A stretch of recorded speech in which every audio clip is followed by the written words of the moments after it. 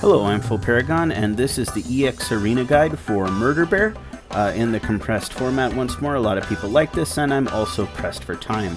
So I'm going to be showing off two teams this time.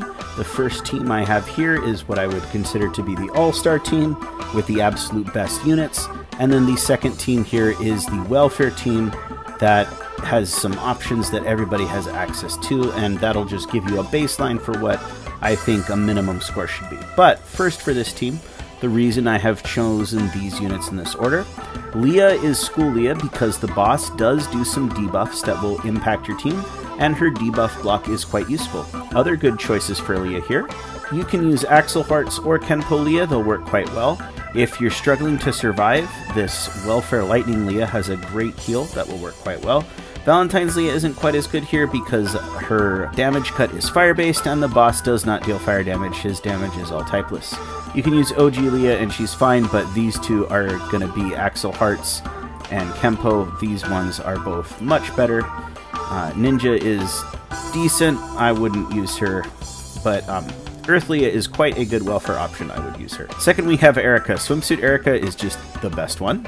And if you have her, you should use her. If you don't have Swimsuit Erica, my second suggestion would actually be to go ahead and use Snow Erica because she has a tier 1 agility buff, which it is good, but it works. And then after that, Kenpo Erica. Do not use School Erica.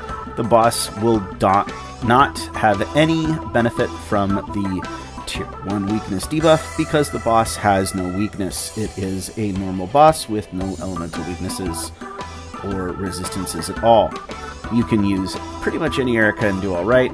My suggestion here is to use the Alt 2 on Leah for cooldown cut, tier 3 damage up from this Erica, but if you're not using Swimsuit Erica and you want to get an agility buff, then of course Leah's Alt 2, which gives damage cut and a tier 2 agility buff, is fine. Then I would put Iris. Swimsuit Iris is just the best. After Swimsuit Iris, your next best option there, Ballroom Iris. She also has an agility buff, which is very helpful.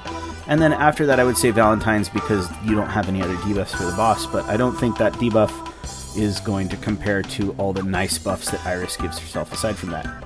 I would then do CeeLo and Rin. Hopefully you're not going to have CeeLo or Rin come out because this is a character-based arena. You really do need to be running these characters.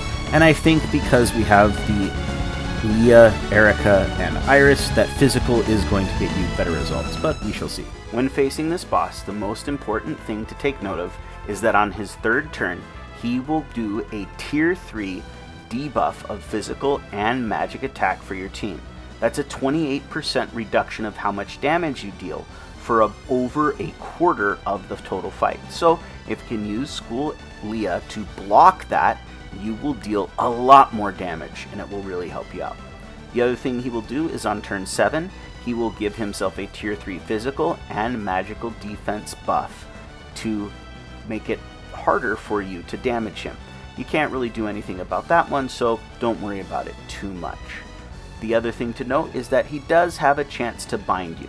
You can use a bind necklace to sort of prevent this, but it's not really worth it to go out of your way to craft a bunch of bind necklaces just for this. You can use pretty much any physical earring set and you'll do alright here. Another thing to keep an eye out for is Leah's ultimate. Make sure you're using it at an opportune time to get the most mileage. It does offer some healing, but the really important thing here is the cooldown cut. Make sure that everyone has their skills on cooldown so you'll be able to get the most benefit from it. I did mistime my use of Chomosuke on this fight. I should have waited for Erica's tier 3 attack buff to get the most from it. You can also use Luna as you see here. Most of my team was dead by the end of the run, so if you need that little bit of extra healing, she can help you out there. And now for the welfare team. The welfare team is pretty decent here.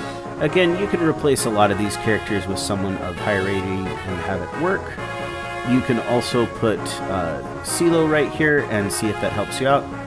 But actually for this team, I think I'm going to swap out for Luna, get some extra healing, and see how that works out for me. The welfare team is going to play very similarly to the full rarity team. The big thing here is just make sure you're keeping your buffs up on the boss and DPS down those adds as quickly as possible.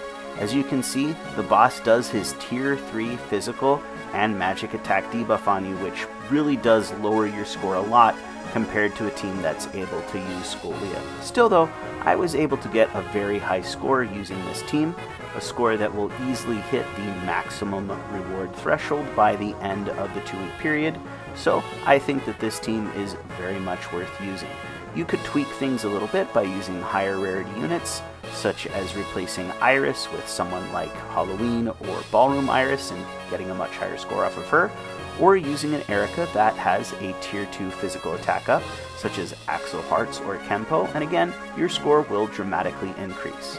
Either way though, this character arena isn't nearly as brutal as the defensively focused ones we've had in the past, so I think most players will be able to max out their rewards with a little careful planning and play.